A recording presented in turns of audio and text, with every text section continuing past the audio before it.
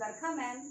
Students, आज हम लोग चैप्टर नंबर 2 पढ़ने जा रहे हैं, जो कि बहुत ही इंटरेस्टिंग होने वाला है। और अगर आपको वीडियो पसंद आती है तो आप उसको लाइक, शेयर और सब्सक्राइब करना ना भूलें।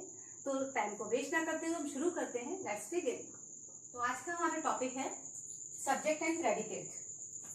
सब्जेक्ट एंड प्रेडिकेट क्या है, इसको जानने के लिए पहले हम पिछले वीडियो पर जो हमने सेंटेंस को जाना है उसको फिर से रिकॉल करेंगे।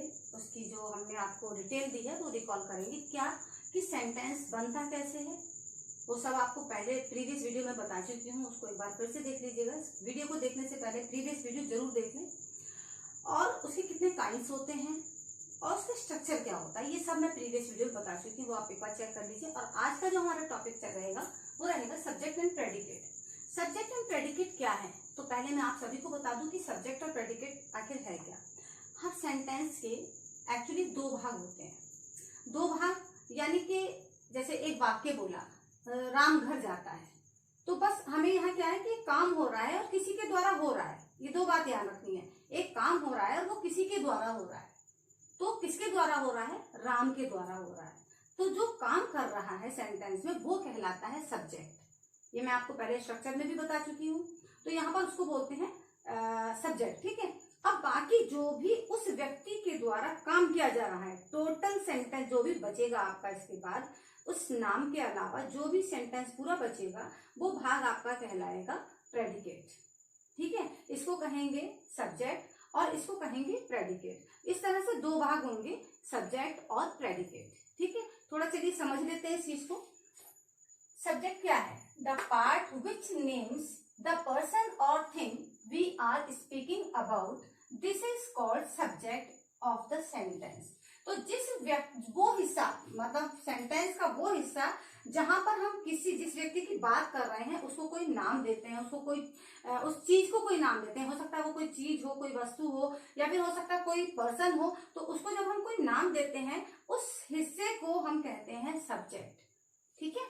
और प्रेडिकेट किसे कहते हैं, the part which tells something about the subject, the part which tells something about the sentence, this is called predicate of the sentence. तो वो पार्ट जो कि उस सब्जेक्ट के बारे में बहुत कुछ बताता है या सब कुछ बताता है, उस हिस्से को कहते हैं प्रेडिकेट, ठीक है। तो एक सेंटेंस जब हम बनाते हैं, when we make a sentence, the part which names the person और the things is called a subject, or the part which tells something about the subject is called predicate.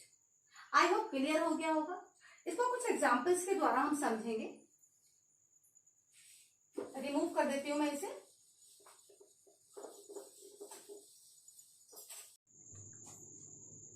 Example number 1, ठीक है।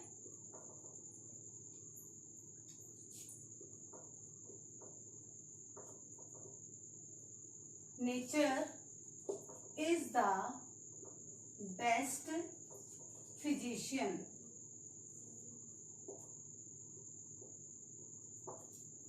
Nature is the best physician, ये एक sentence है। हमें इसमें क्या find out करना है, सब्जेक्ट और प्रेडिकेट।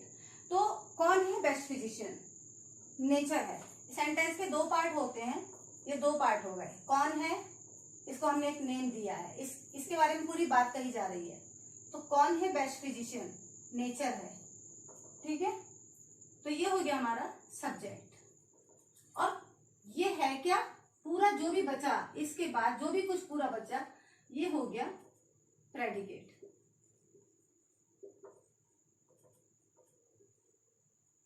ठीक है। तो सेंटेंस का वो पार्ट जिसकी बात की जा रही है, जिसके बारे में हम बात कर रहे हैं, ये जो बात है किसके बारे में की जा रही है, नेचर के बारे में की जा रही है। तो नेचर क्या हो गया, सब्जेक्ट हो गया। और क्या बात करी जा रही है, इसके बारे में बात क्या की जा रही है, वो हो गया प्रेडिकेट। तो दो हिस्से हैं, सब्जेक्ट और प्रेडिकेट को कैसे फाइंड आउट करना है, किसकी की जा रही है, उसको जैसे ही आप क्वेश्चन खुद से करेंगे, किसकी बात की जा रही है, कौन की बात की जा रही है, तो ये हो गया सब्जेक्ट। और जो बात है वो पूरी की पूरी ये प्रेडिकेट है। तो ये बहुत इजी है, थोड़ा समझने की जरूरत है। अच्छा, एक चीज हमेशा ध्यान रखिएगा कि एक जो वर्ड होता है, कोई भी वर्ड हो, उसको सब्जेक्ट होने के लिए शर्त होती है कि या तो उसे नाउन होना जरूरी है या तो प्रोनाउन, ठीक है। एक वर्ड को सब्जेक्ट मानने के लिए उसका नाउन या प्रोनाउन होना बहुत ही जरूरी होता है। जैसे कि राम क्या है, एक नाम है, और noun is the name of a person, place और थिंग, सभी जानते हैं। तो राम क्या हो गया, नाउन। मैंने आपको बताया ना कि एक सब्जेक्ट होने के लिए उसको नाउन होना चाहिए, तो ये कहीं भी होगा, ये सब्जेक्ट माना जा सकता है। ठीक है, इसी तरह से हमने यूज करा राम की जगह पर ही, तो ही क्या हुआ, राम के लिए ही यूज हुआ है। ठीक है, तो he is a good boy. ठीक है, तो ही क्या है, प्रोनाउन है। जो वर्ड्स नाउन को रिप्लेस कर देते हैं वो प्रोनाउन कहलाते हैं। तो ये प्रोनाउन है, और सब्जेक्ट होने के लिए या तो नाउन होना चाहिए या तो प्रोनाउन होना चाहिए। तो ये भी सब्जेक्ट होगा, यानी जो प्रोनाउंस होते हैं वो भी सब्जेक्ट्स होते हैं, और जितने भी नाउन्स होते हैं वो भी सब्जेक्ट्स होते हैं। ठीक है, नाउन और प्रोनाउन को जब हम पार्ट्स ऑफ स्पीच पढ़ेंगे तब जानेंगे।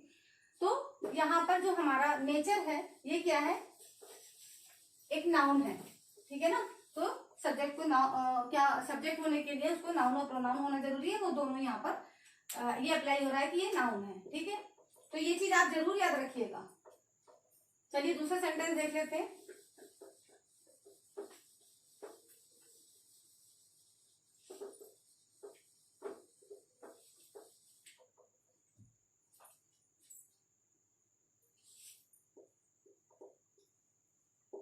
Edison invented the phonograph.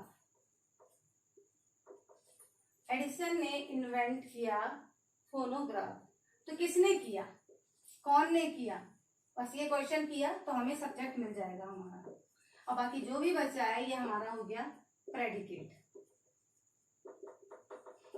ऐसे भी देख सकते हैं कि एडिसन क्या है, एडिसन एक वर्ड है और उसको सब्जेक्ट होने के लिए नाउन या प्रोनाउन होना बहुत जरूरी है। ये क्या है, नाउन है। ठीक है, आई होप क्लियर हो गया होगा सब्जेक्ट और प्रेडिकेट कैसे निकालते हैं, और किसी भी वर्ड को सब्जेक्ट होने के लिए क्या होना जरूरी है, नाउन और प्रोनाउन। दो चीजें मैं आपको बताती जा रही हूँ साथ में, इस चीज को आप भूलेगा नहीं।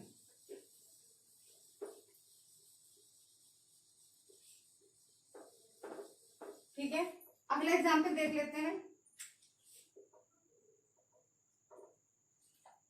He has a good memory. He has a good memory. ठीक है, उसकी मेमोरी बहुत अच्छी है। किसकी, हो गया दो भाग, इसकी। ये हो गया सब्जेक्ट, इसकी बात की गई है, और इसके बारे में जो भी बात की गई है ये हो गया प्रेडिकेट। ठीक है, ये हो गया प्रेडिकेट। आई होप आपको समझ में आ गया होगा ये भी। ठीक है ना, रिमूव करती हूँ, एक और सेंटेंस लेते हैं।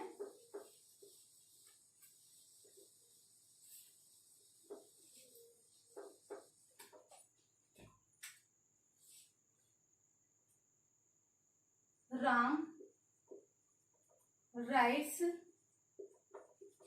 आ लेटर। राम एक पत्र लिखता है, तो कौन लिख रहा है, राम लिख रहा है।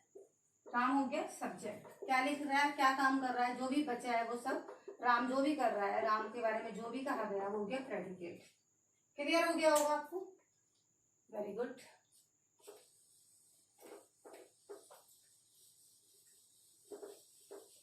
देखिए आपको समझ में अगर आ रहा है तो जरूर कमेंट बॉक्स में लिखकर बताइएगा, और कुछ भी कमी लग रही है वो भी जरूर बताइएगा, क्योंकि कमियों को सुधारना मेरा काम है कि मैं और क्या अच्छे से बता सकती हूँ जो आपको ठीक से समझ में आए। और अगर समझ में आ गया है सब्जेक्ट और प्रेडिकेट तो प्लीज लिखिएगा जरूर कमेंट बॉक्स में कि आपको समझ में आ गया। अच्छा, हमने अभी तक जितने भी सेंटेंसेस देखे हैं, मैं ये बात भी जरूर बताना चाहूंगी, उसमें ज्यादातर हमने देखा कि सब्जेक्ट शुरू में आ रहा है और बाकी सारा जो बच रहा है वो प्रेडिकेट है। तो बहुत ईजी हो रहा है कि बस ये देख लिया कि कौन कर रहा है काम सेंटेंस में और पूरा हो जा रहा है, हमें पता चल जा रहा है कि वो सब्जेक्ट हो गया, बाकी सब प्रेडिकेट हो गया। लेकिन कई सेंटेंस ऐसे होते हैं, कुछ सेंटेंसेस ऐसे होते हैं जिसमें कि सब्जेक्ट लास्ट में आता है। ठीक है, तो ये बिल्कुल नहीं मान लेना है कि सबसे पहले सब्जेक्ट आएगा फिर पूरा प्रेडिकेट होगा। कई बार सब्जेक्ट लास्ट में होता है और प्रेडिकेट स्टार्टिंग में होता है। इंग्लिश में रूल्स के एक्सेप्शंस बहुत होते हैं, तो आपको हर चीज के बारे में जानकारी होनी चाहिए। तो हम एग्जाम्पल देखते हैं, जो हम बोल रहे हैं कि सब्जेक्ट लास्ट में होता है। देखिए, हियर कम्स द बस। बस यहाँ आती है तो कौन आती है? बस आती है। बस यहाँ आती है तो कौन आती है? बस आती है। तो बस हो गई सब्जेक्ट, क्योंकि पूरा काम इस सेंटेंस में इसी के बारे में बात की जा रही है, यही काम कर रहा है पूरे सेंटेंस में। और ये काम क्या कर रहा है कि वो यहाँ आती है, इसके बारे में क्या कहा जा रहा है कि वो यहाँ आती है। तो ये हो गया हमारा प्रेडिकेट। ठीक है, तो यहाँ पर सब्जेक्ट हमारा लास्ट में आया है, इस चीज का हमको बहुत ध्यान रखना है। देख लीजिए, एक और एग्जाम्पल से समझते हैं इसको।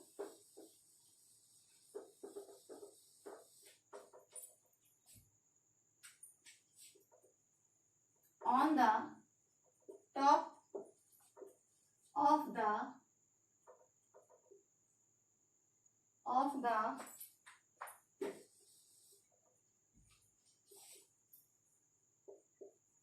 hill lives a hermit. On the top of the hill, हिल के टॉप पर, लिव्स माने रहता है, अ हर्मिट एक साधु। On the top of the hill lives a hermit, एक सेंटेंस है, इसमें ये पता चल रहा है कि एक हर्मिट है जो कि हिल के टॉप पर रहता है। तो कौन रहता है? हर्मिट रहता है। देखिए सेंटेंस के लास्ट में आया है सब्जेक्ट हर्मिट, ये है सब्जेक्ट, लास्ट में आया है बिल्कुल। और कहाँ रहता है? On the top of the hill lives. तो ये हर्मिट के बारे में जो भी पूरी बात कही गई है वो ये है, तो ये हो गया प्रेडिकेट। ठीक है, तो ये आप मैंने बताया कि ज्यादातर क्या होता है कि सेंटेंस की स्टार्टिंग में आता है सब्जेक्ट और प्रेडिकेट, बाकी जितना भी बचता है वो सारा प्रेडिकेट होता है। यानी जो काम कर रहा है, जिसका नाम है स्टार्टिंग में, जो भी व्यक्ति के बारे में बात की गई है या चीज के बारे में बात की गई है वो सब्जेक्ट हो जाता है, बाकी जो भी उसके बारे में बात की गई है वो प्रेडिकेट हो जाता है। लेकिन कई बार सब्जेक्ट लास्ट में आता है, तो हमको सेंटेंस को बहुत ध्यान से पढ़ना है सब्जेक्ट को पाने के लिए। ओके, तो ये एक्सेप्शंस हैं। और कुछ सेंटेंस ऐसे होते हैं जिसमें बात की जाती है और सुनकर ये लगता है कि यहाँ सब्जेक्ट है, तो सब्जेक्ट अंडरस्टूड होता है वहां पर। कुछ सेंटेंसेस ऐसे होते हैं। कौन से सेंटेंसेस होते हैं? मैंने आपको सेंटेंसेस के काइंड बताए थे, उसमें इंपरेटिव सेंटेंस बताए थे। तो इंपरेटिव सेंटेंसेस जो होते हैं, इंपरेटिव सेंटेंस, क्या खास बात होती है इसमें कमांड दिया गया होता है, रिक्वेस्ट की गई होती है, धमकी दी गई होती है, इस तरह के सेंटेंस होते हैं। तो कैसे एग्जाम्पल होंगे, इसके एग्जाम्पल देख लीजिए। इसके एग्जाम्पल होंगे सिट डाउन, ठीक है, थैंक यू, ठीक। ये कुछ वर्ड्स हैं जो कि इंपरेटिव सेंटेंसेस है। जैसे हमने कहा बैठ जाओ, हमने कमांड दिया, ये क्या है? कमांड है, ये कमांड है। और हमने किसी से कहा, किससे कहा?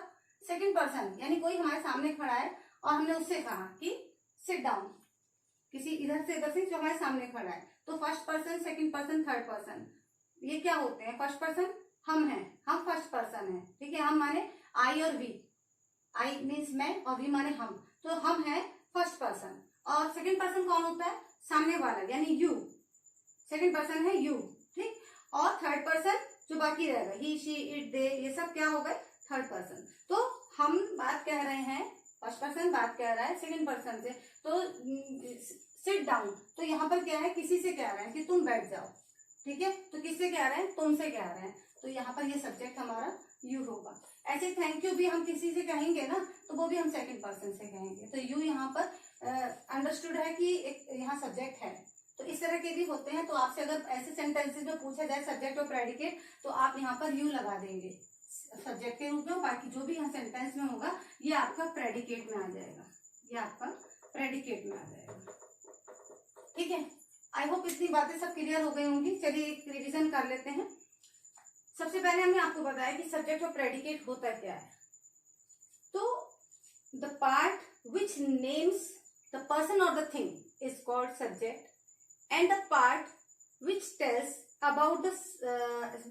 something about the person or the thing is called predicate, यानी कि एक वाक्य का वो हिस्सा जिसके बारे में बात कर रहे हैं उसका कोई नाम होता है या उस चीज का कोई नाम होता है, वो होता है सब्जेक्ट। जिसके बारे में हम बात की जा रही है, उस वाक्य में जिस व्यक्ति या किसी चीज की बात की गई है उसे हम एक नाम देते हैं, तो उस को कहते हैं सब्जेक्ट। और जो भी वो उसके द्वारा किया गया कार्य है, पूरा जो भी उसने किया है या उसके बारे में बताया गया, वो प्रेडिकेट है। ठीक है। दूसरी चीज हमने जानी कि सब्जेक्ट हमेशा ही सबसे पहले नहीं मिलेगा, कई बार लास्ट में भी मिलेगा, तो हमको सेंटेंस को बहुत केयरफुली उसको पढ़ना है। ठीक है।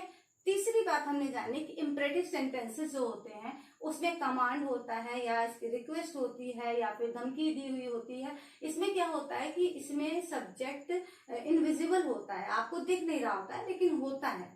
तो ऐसी सिचुएशन में जो सेंटेंस है वो प्रेडिकेट होगा और जो इनविजिबल यू वर्ड जो होगा वो आपका सब्जेक्ट हो जाएगा।